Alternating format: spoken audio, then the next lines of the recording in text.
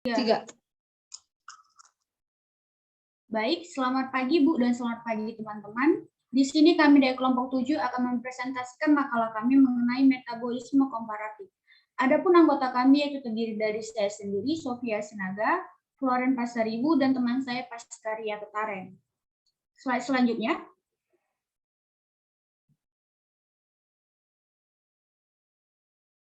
Baik, adapun pengertian dari metabolisme komparatif akan dijelaskan oleh saya sendiri. Nah, di mana metabolisme komparatif merupakan suatu rangkaian reaksi kimia yang diawali oleh substrat awal dan diakhiri dengan produk akhir yang terjadi dalam sel, di mana aktivitas sel yang amat terkoordinasi mempunyai tujuan dan mencakup berbagai kerjasama sistem multi-enzim. Nah, meliputi reaksi penyusunan energi atau anabolisme dan reaksi penggunaan energi atau katabolisme. Nah, fungsi dari metabolisme sendiri terbagi menjadi 4. Yang pertama, untuk memperoleh energi kimia. Yang kedua, untuk mengubah molekul nutrien menjadi prekursor unit pembangun dari makromolekul sel. Yang ketiga, untuk menggabungkan unit-unit pembangun menjadi makromolekul dan komponen sel lain. Dan yang keempat, untuk membentuk dan mendegradasi biomolekul yang diperlukan dalam fungsi khusus. Slide selanjutnya. Nah, secara umum metabolisme dibagi menjadi 2. Seperti yang kita ketahui, yaitu terbagi menjadi katabolisme dan anabolisme. Nah, katabolisme sendiri merupakan fase metabolisme yang meliputi menguraikan, menyebabkan molekul nutrien seperti karbohidrat, protein, dan lipid yang datang dari lingkungan atau dari cadangan makanan sel itu sendiri terurai di dalam reaksi-reaksi bertahap menjadi produk akhir yang lebih kecil dan sederhana seperti asam laktat, CO2, dan amonia. Sedangkan anabolisme merupakan fase pembentukan atau sintesis dari metabolisme, yaitu molekul pemula atau unit pembangun yang lebih kecil disusun menjadi makromolekul besar dan merupakan komponen sel seperti protein dan asam nukleat. Nah, di sini kami sajikan tabel perbandingan proses katabolisme dan anabolisme. Nah, yang pertama, ditinjau dari prosesnya, katabolisme merupakan penguraian molekul nutrien yang kaya energi menjadi molekul sederhana. Sedangkan pada anabolisme, dia itu merupakan pembentukan atau sintesis makromolekul dari unit pembangun. Sedangkan dari yang nomor 2, ditinjau dari energi, katabolisme itu diikuti pelepasan energi bebas dalam bentuk ATP. Sedangkan anabolisme merupakan proses yang membutuhkan energi bebas atau ATP. Sedangkan yang nomor 3, ditinjau dari pola, katabolisme memiliki lintas katabolik yang menyatu menjadi lintas akhir bersama. Sedangkan dia anabolisme merupakan lintas anabolik menyebar menghasilkan banyak jenis produk biosintesis yang berbeda.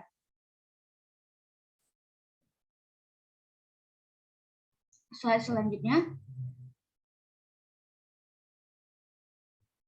Baik, tadi saya sudah menjelaskan bahwa metabolisme terbagi menjadi 2. Nah, yang pertama ini saya akan menjelaskan mengenai anabolisme, yang dimana tadi seperti yang saya jelaskan bahwa anabolisme merupakan proses penyusunan senyawa kompleks dari senyawa-senyawa yang lebih sederhana. Nah, proses ini membutuhkan energi bebas lingkungannya. Energi yang digunakan dapat berupa cahaya ataupun energi kimia. Nah, di sini kami mengambil contoh yaitu pada proses fotosintesis. Nah, fotosintesis adalah proses pengubahan zat-zat organik yaitu H2O dan CO2 oleh klorofil menjadi zat organik yaitu karbohidrat dengan pertolongan cahaya. Klorofil itu sendiri terdapat dalam organel yang disebut kloroplas. Nah, klorofil menyerap cahaya yang akan digunakan dalam fotosintesis. Nah, pada dasarnya rangkaian reaksi fotosintesis dapat dibagi menjadi 2 bagian utama, yaitu reaksi terang dan reaksi gelap. Nah, yang pertama yaitu reaksi terang, merupakan proses dari rangkaian terang adalah pusat fotosintesis. Nah, pusat reaksi tersusun atas molekul klorofil yang dikelilingi oleh molekul lain yang mampu menerima elektron. Nah, pusat reaksi terang disebut fotosistem yang terdiri atas kompleks protein, klorofil, dan pigmen lain yang menyerap cahaya. Nah, fotosistem ini terdapat di membran tilakoid. Nah, pada tumbuhan dan alga terdapat 2 pusat reaksi yang bekerja secara teratur. Nah, pusat reaksi ini ditemukan karena memiliki penyerapan panjang gelombang cahaya yang berbeda. Slide selanjutnya.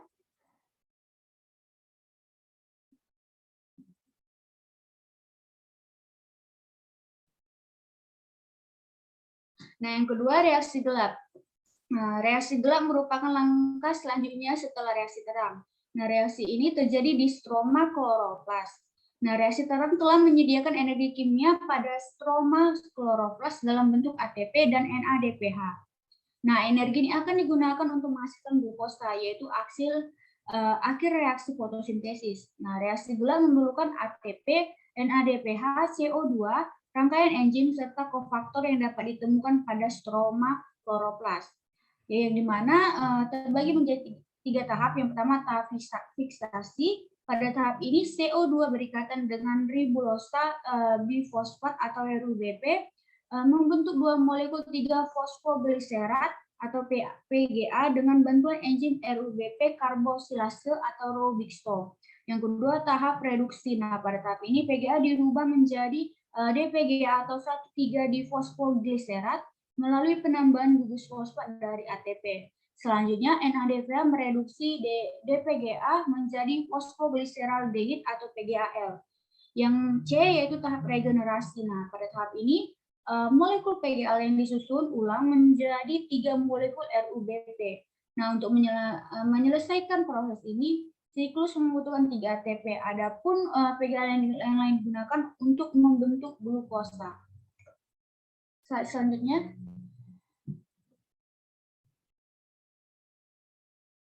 nah baik, selanjutnya akan dilanjutkan oleh teman saya, Floren Pasaribu. Saya persilakan, Floren. Baik, terima kasih kepada saudari moderator. Selanjutnya adalah kemosintesis.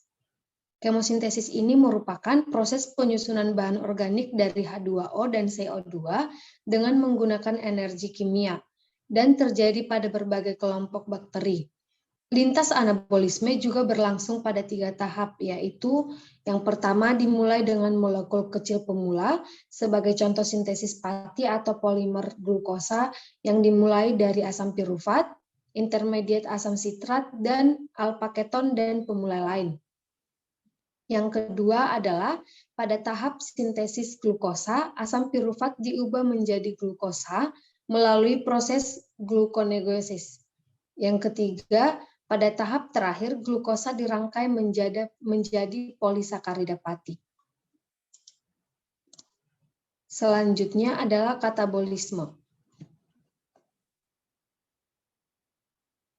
Katabolisme adalah proses penguraian dan pembebasan energi dari senyawa organik melalui proses respirasi.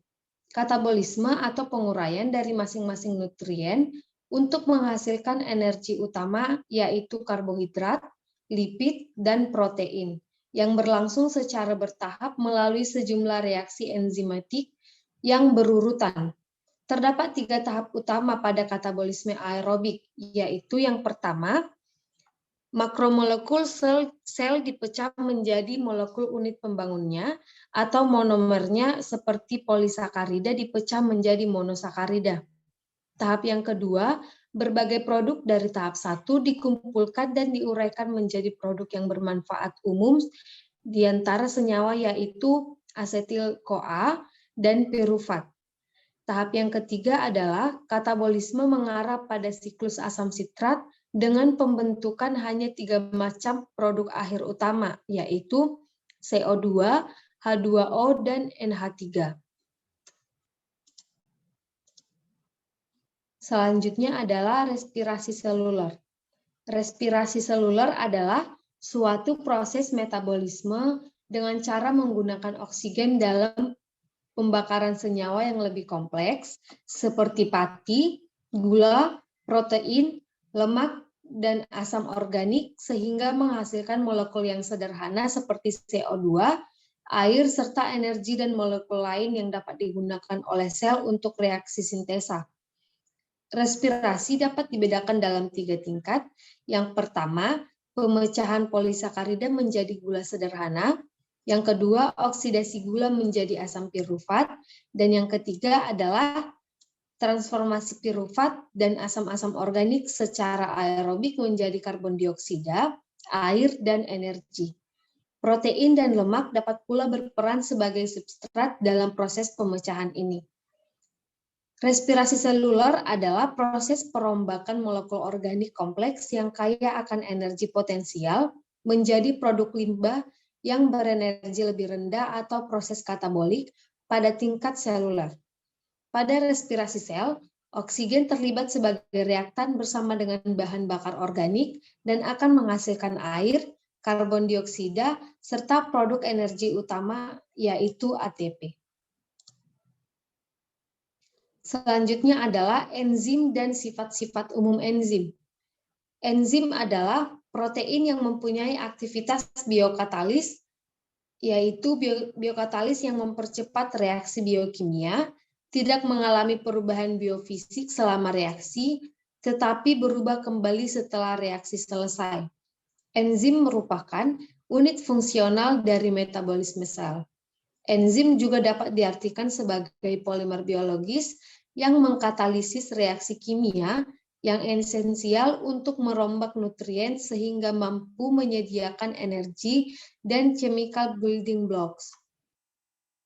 Pembentukan kompleks enzim substrat atau ES yang pertama adalah model Lock and Key. Model ini diajukan oleh Emil Fischer, di mana sisi aktif pada enzim yang belum terikat komplementer dengan bentuk dari substrat. Yang kedua adalah model Induced Fit, di mana model ini diajukan oleh Daniel Koslan yang mengatakan bahwa ketika substrat terikat pada enzim, maka substrat akan memicu perubahan konfirmasi dari enzim. Sekian dari saya kembalikan kepada moderator. Baik, terima kasih atas pemaparan dari teman kami, Florin Basaribu. Selanjutnya akan dilanjutkan oleh teman saya Pascaria Keparen. Saya persilakan. Terima kasih saudari moderator. Baik, inhibitor kerja enzim yaitu aktivitas dari enzim dapat dihambat dengan terikatnya molekul atau ion spesifik. Suatu molekul yang bekerja secara langsung pada sebuah enzim untuk menurunkan kecepatan katalitik disebut sebagai inhibitor. Nah, inhibitor kerja enzim dibagi menjadi dua jenis, yaitu irreversible dan reversible. Inhibisi irreversible yaitu terdisosiasi atau terpisah dengan sangat lambat dari enzim targetnya karena terikat erat dengan enzim baik secara kovalen maupun non-kovalen. Inhibitor jenis ini memodifikasi enzim target secara permanen. Kemudian inhibisi reversible. Inhibitor reversible berdisosiasi tepat dari kompleks enzim substrat dan tidak menyebabkan perubahan permanen dari enzim. Slide selanjutnya.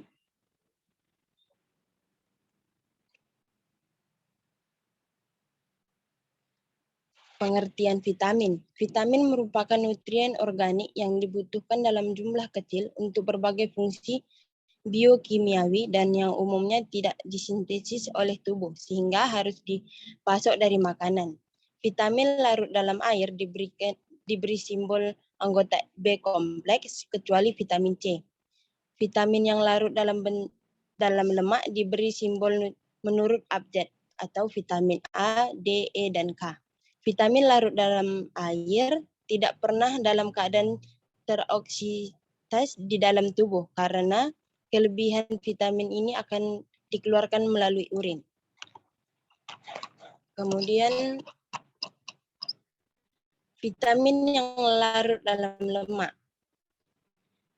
seperti vitamin A. Vitamin A atau retinal merupakan senyawa polisoprenoid yang mengandung cincin sikloheksenil. Vitamin A merupakan istilah generik untuk semua senyawa dari sumber hewani yang memperlihatkan aktivitas biologi vitamin A. Kemudian vitamin D. Vitamin D merupakan propohormon steroid. Vitamin ini diwakili oleh sekelompok steroid yang terutama terdapat pada hewan, tetapi juga terdapat dalam tanaman serta ragi. Kemudian vitamin E atau tocopherol. Ada beberapa jenis tocopherol dalam bentuk amis. Semuanya merupakan hidroksikromana atau tokol yang disubstitusi isoprenoid. Penyerapan aktif lemak mengingat meningkatkan absorpsi vitamin E. Gangguan penyerapan lemak dapat menimbulkan defisiensi vitamin E. Kemudian vitamin yang larut dalam air.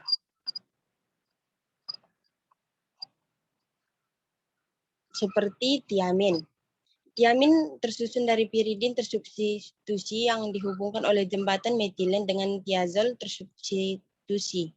Kemudian riboflavin. Riboflavin terdiri atas sebuah cincin isoaklosajin heterosiklik yang terikat dengan gula alkohol, ribitol. Jenis vitamin ini merupakan pigmen fluoresen berwarna yang relatif stabil terhadap panas tetapi terurai dengan cahaya yang visible. Kemudian niacin. Niacin merupakan nama generik untuk asam nikotinat dan nikotinamida yang berfungsi sebagai sumber vitamin tersebut dalam makanan. Asam nikotinat merupakan derivat asam monokarbosilat dari piridin. Kemudian asam pantotenat. Asam pantotenat dibentuk melalui penggabungan asam pantoat dengan alanin. Asam pantotenat aktif dalam koenzim A atau KOA dan protein pembawa asil ACP. Asam pentanoat dapat diabsorpsi dengan mudah dalam intestine, selanjutnya mengalami fosforilasi oleh ATP sehingga berbentuk 4 fosfopantoneat. Kemudian vitamin yang larut dalam air itu sebelumnya tadi belum selesai.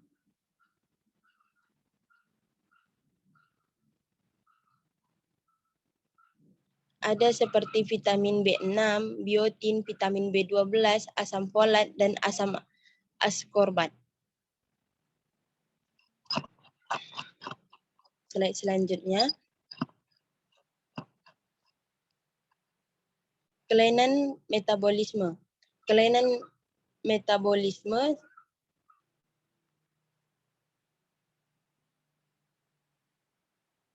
seperti galaktosemia, glikogenosis, penyakit fenilketonuria, dan penyakit histidinemia.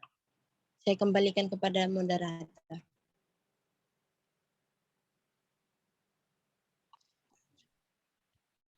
Baik, terima kasih atas pemaparan dari teman saya Pascaria Keparen.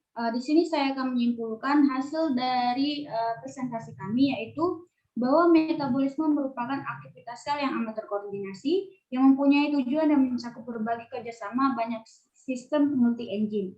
Nah, di mana semua spesies yang berkaitan dengan reaksi metabolisme seperti substrat, senyawa intermediat, dan produk disebut metabolit. Nah, katabolisme merupakan fase metabolisme yang bersifat menguraikan, yang menyebabkan molekul-molekul seperti karbohidrat, protein, dan lipid yang datang dari lingkungan atau dari cadangan makanan sel itu sendiri terurai di dalam sel. Reaksi-reaksi bertahap menjadi produk aktif atau produk akhir yang lebih kecil dan sederhana. Nah, sekian hasil dari presentasi. Jika ada salah kata yang kurang berkenan, kami mohon maaf. Terima kasih.